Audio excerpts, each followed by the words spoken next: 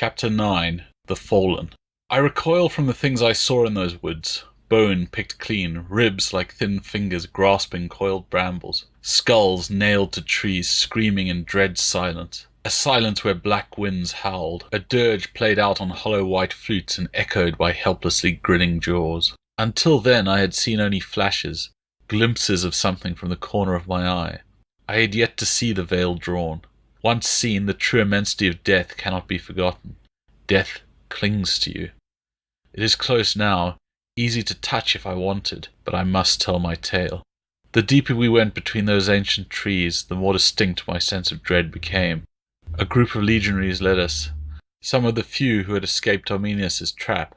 The men were not entirely with us as they retraced their steps. Their voices shook as they recounted the march to disaster. They talked of days pushing forward in the rain, spread out in a column that kept advancing even as its front ranks died. By the end they were hounded and desperate, certain of death. These were men who had heard the howls from the world beyond, and even now struggled to speak over the raging storm within. What they could make us hear was only a whisper of that ceaseless tumult. "It's easy to see how they became so strung out," my master confided softly to Segmen as we retraced the grim route. "The land is overgrown and flanked by marshes." My master was part of the advance party that led the army on its grim pilgrimage. We heard firsthand how the end had come. On the first day they had made a marching camp, housing for all 3 legions. We found that sure enough. The men stood in silence regarding the structures that still looked like they were waiting, ready for the builders to return despite 5 winters. My master and I were some of the first to enter that fortress of ghosts. The veterans who led us were less than eager to be the first through the gates. From there it was simply a matter of following the trail of death. We climbed a ridge beyond the camp, plodding after our stern guides. Here and there ivory poked from the verges of the narrow trail. We came across a skeletonized mule which lay half over the path. Its bell was still stuffed with grass, part of the fugitives' attempt to get away unnoticed. We picked our way forward through the dimness of the woods.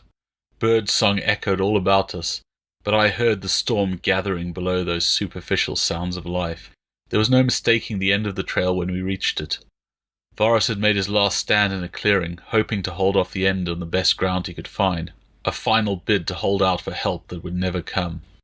Over there, Marcus pointed out a half-buried structure in the clearing ahead of us. They tried to make fortifications, but I'd say they didn't get the chance to do it well. Probably weren't enough of the poor bastards left to manage.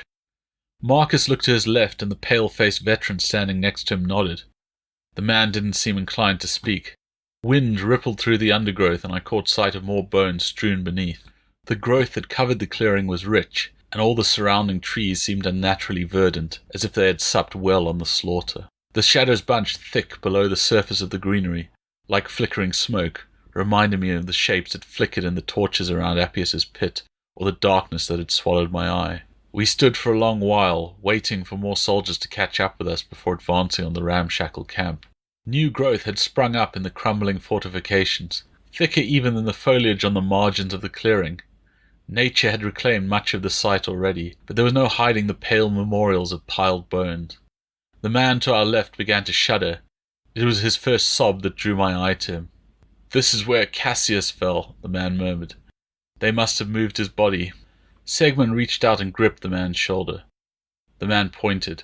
"They lost the eagle there." His finger shifted, indicating a spot closer to the center of the grove. "There! That's where Varus realized it was all over. They took his head when he had no more use for it." His voice cracked. At that moment a cry went up from beyond the fallen palisades. We dashed past the whitening piles of the dead. The howling in my head intensified, the baying of black hounds with bright eyes that watched from the shadows. Whatever dwelt in those shadows could not be any kind of hound I knew, for I also heard the beating of great wings. Whatever was out there, they hungered for us all. Always before, when I had come close to the darkness, I'd been too preoccupied to register it properly. My own fear and the ferocity of need, the sheer chaos of those moments, had kept the truth from me. But this was different. This was stillness and silence. And yet, here the uproar seemed loudest. In the soft whistle of the wind and the shifting of leaves, I heard 1,000 voices. Voices with no breath but what was granted by the whim of the breeze, all raised to screams by the hush that suffused the glade. I heard the truth of death, not just its whispered promise. There was a ragged pit in the ground at the edge of the grove. The lip of the pit was overgrown like the rest of the battleground, but new life ended where the shadows began. It took the others a few moments to find it, but to my senses it seemed a bottomless throat, plunging straight to Pluto's realm. I heard the voices of men screaming, pleading for release. I knew in my bones that release had come, but not in the way they had hoped.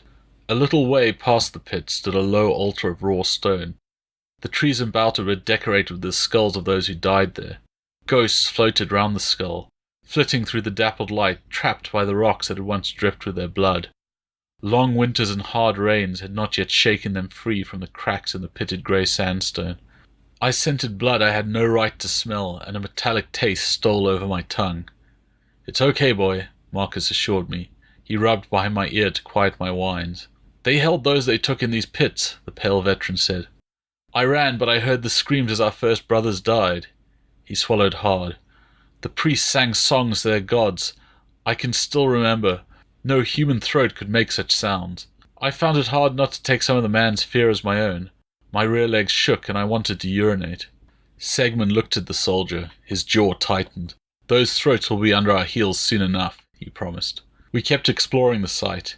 It was a scene beyond anything I could understand. At the time, all I felt was the fury and fear growing in the men around me, and its echoes in my tensing body. Only in the moments when I hear those wings and howls again can I see the darkness for what it is. I try not to look. "Juno, there were so many," Marcus breathed. Another cry sounded through the forest, announcing that there was more than one altar, more than one earthy mound that had swallowed and spat out the unfortunates who had not joined Varus in death. "And not one of them will cross the Styx until their bones are laid in the earth," Segman murmured. The men began to gather the bones, stealing them from under the noses of the carrion-eating gods that squatted behind the looming trees and in the shadows of hungry stones. Not all the bones would be found, and not all that were would be clean. Even after so long I smelled the ashes of those the tribesmen had consumed with flame, burnt offerings sent screaming into the long night. I followed at my master's heels, unwilling to be left with the ghosts that stirred the leaves around us. Marcus helped pile the remains we found. The men that toiled amidst the bones all seemed unaware of the ethereal vapours that swirled up through the stark shafts of late morning sun. Perhaps they were familiar enough with death that they strode through it without giving in to fear. There was no telling good Romans from their killers, so they were interred together, and the chief himself lifted the first shovelful of dirt, even though he should have been beyond such duties. If the men had not loved him before, that sealed their devotion. Our general stood before us little more than a boy himself, the tears in his own eyes forgiving his men their shared weakness. Time pooled in the haunted grove, and we waited. At last he spoke the words and began the ceremonies for the dead. When the gladiatorial rites began, Marcus took up one of the wooden swords and joined his fellows in mock combat. Segman was left to watch over me and ensure I didn't ruin the ritual by coming to my master's defense. The rules of the contest were simple. Men honored the fallen with their skill, and fought until one or the other surrendered. I don't know if it was piety or vengeance that made Drustanus pick up a wooden sword. One way or another, Mars had decreed that the two men would stand in his sight.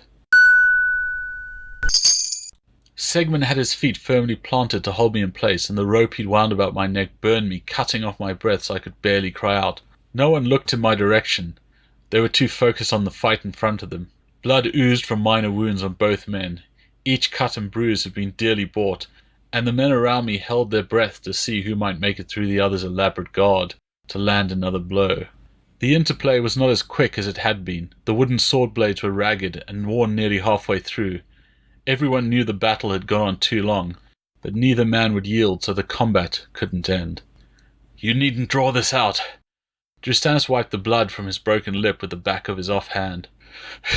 "Just admit I'm the better man and we can end this." Marcus didn't answer. He was struggling to breathe evenly after a savage blow to his side. Drustanus lunged forward, feigning high, trying to open up my master's defense so he could deliver another hit to his wounded side. The big man was trying to cause as much damage as he could.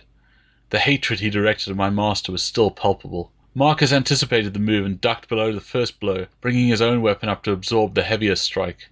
The clack of wood meeting wood echoed through the clearing. Marcus rolled his wrist, maneuvering his body so that he could thrust his elbow into Drustanus' bleeding face. Drustanus turned his head just in time, protecting his eye and taking much of the sting from the blow. He was forced to back off slightly, but before Marcus could capitalize on that, he spun, using the momentum to hammer another blow into Marcus's defense, effectively blocking his advance. Wood chips flew. The two fighters gathered themselves, each reaching deeply into their reserves. Both men were proud and would have fought hard to be worthy of those watching them. Their personal history made the encounter all the more intense. I could smell their sweat and all but taste their rage. The men around me might call the contest games, but I knew my master was in real danger. The other man would hold nothing back. I hauled on my leash again, choking out my defiance. Drustanus leapt forward again and my master met him. Weapons blurred and I strained to follow their strikes.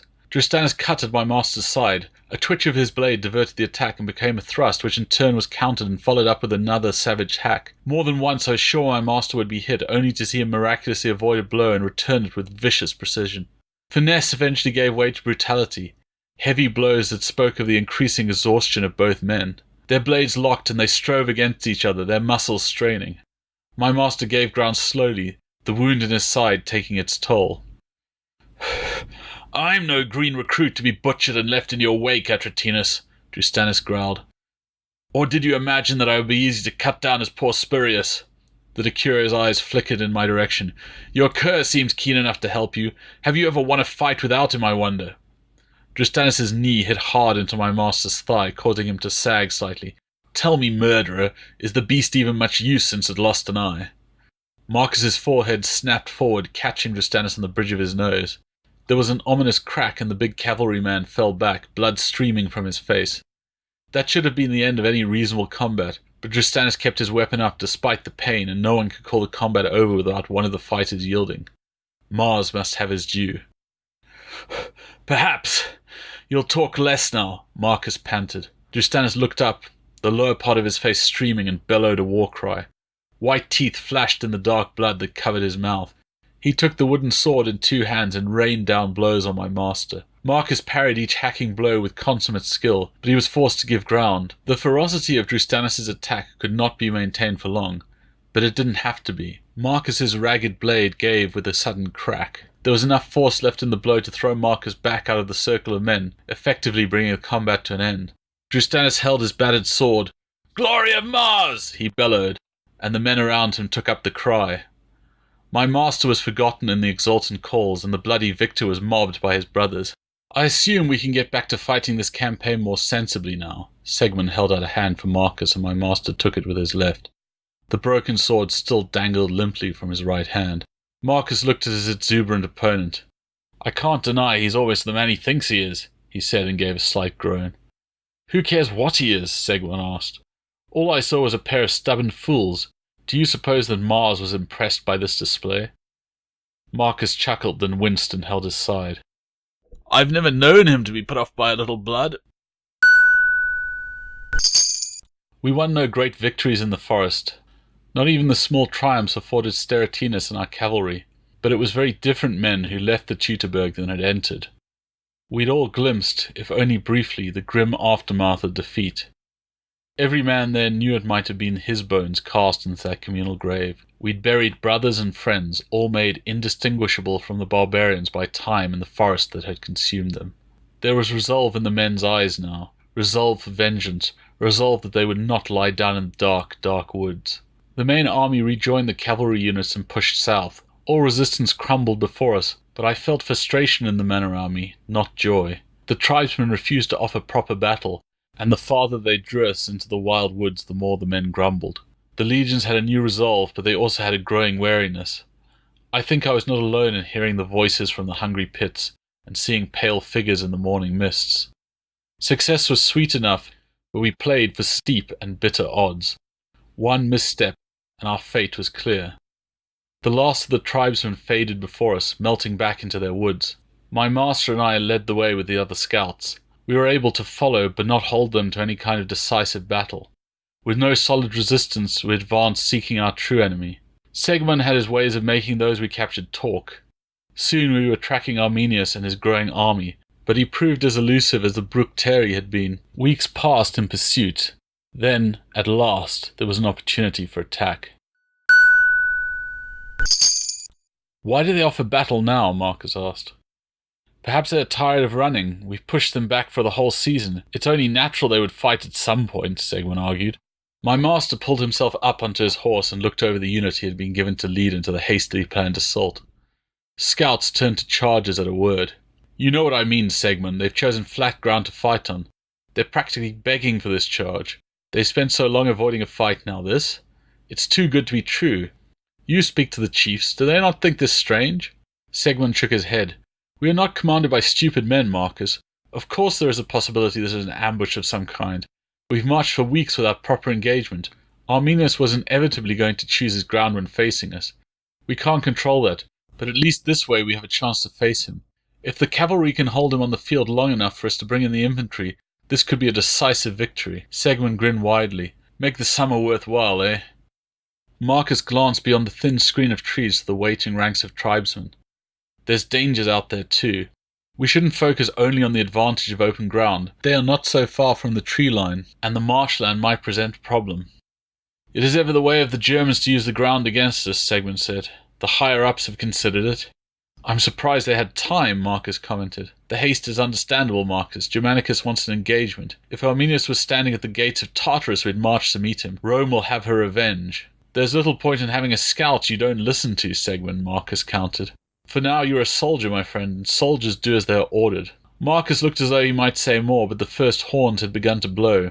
He urged his horse forward, galloping to the head of his troop. I made to join him, but Segman had his rope with him, and he stopped me before I could join that charge. I don't know if I would have been fast enough to run with the horses, but I would have tried if they let me. Instead, I was left to watch, with the echo of the army's bloodlust building in me. The riders advanced in a dark wave. Thunder echoed as they came, and the ground behind them was scarred by their passing. As soon as the cavalry was committed, the Germans fell back, seeking the protection of the woods behind them. As the cavalrymen neared their target, more tribesmen sprung from the trees, brandishing long spears. The two forces clashed, but the riders had been forced to reduce their speed because of the trees ahead of them. Steel flashed in the sun, and the sound of battle rung out. It was what the army had been itching for, what the chiefs had ordered. I cried out, urging them on. Behind me, Segman was not so enthusiastic. Marcus was right, he whispered. Horses are never the most reliable of creatures, and some of them had begun to run. The rout spread through the line of riders as first one, then another man sought to disengage from the fight. Those who stayed were unable to hold. Their momentum was broken, and the German forces were pouring from the trees, driving the stalled cavalry before them. They'll be dead if the enemy forces them into those marshes, Segman hissed. At that moment another horn sounded, and our reserves plunged into the field, only to join the waves of already fleeing cavalrymen and retreat towards the cloying marshes. I was going frantic, looking for my master in the churning melee. I saw him for a brief moment, his sword fouled to the hilt. I heard his voice raised, urging those who remained to avoid the marshes at all cost. The rout had become serious, and I could sense the consternation in those around me. More trumpets blared, and now the infantry were marching, shields high, javelins at the ready. Had they been any later, the whole cavalry might have been beaten back into the mud. But luck was with us. The Germans were no match for the legions in this kind of open battle. The force of their ambush blunted, they began to fall before our swords. The cost was dear. Men and horses lay scattered in the field where the battle no longer raged. "Fuck!" Segman cursed behind me. He waited till the legions had begun to engage. Then he slipped my leash.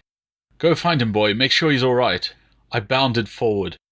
At the time, I was not entirely used to the poor vision in my left eye.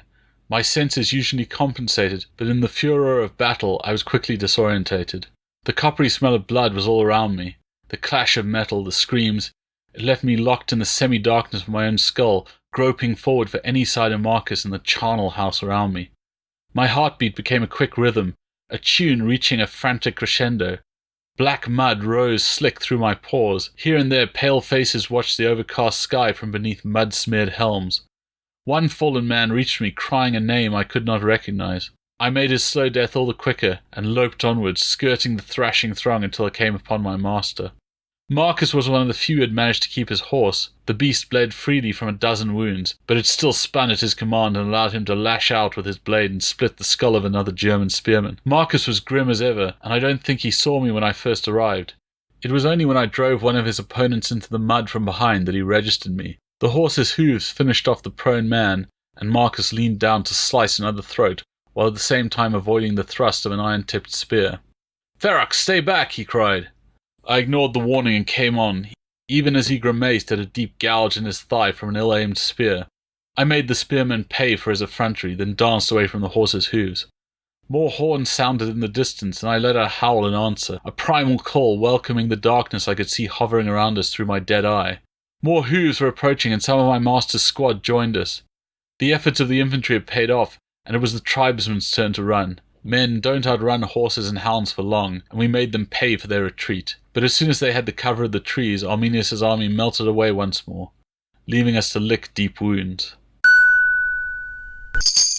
We played cat and mouse for the whole campaign season, but gained no meaningful victories. The legions did reclaim Fort Aliso on the river Lippi. Marcus and I were with the party that first saw the fort. It had been left to rot since Caedictius and his garrison were forced to abandon it after Arminius's betrayal. The chief set the men to rebuilding the fort and garrisoned it with some of the auxiliaries. It was one more symbolic victory that had to stand in for any decisive triumph over our enemies. Germanicus had made his pilgrimage, and those who had bloodied us had felt reprisal. We all knew it was not enough, but it was all the season would bring. At least we could say we had driven the enemy before us and reclaimed our camp right in the heart of their territory. My master and Segmund both felt that holding the fort so deep in enemy territory would be a problem. As usual, the speculation was beyond me. Perhaps Germanicus understood the lesson that I had first learned in the fighting kennels. If you want to claim something, piss on it first. Having at least symbolically made our point, it came time to return home. The force with which we'd arrived would retrace their route northward, but my master and I were to find another way home with the legions who had to travel south overland. At the outset I was only too happy to be given a duty that meant travelling by land rather than sea, but that was before I saw the long bridges.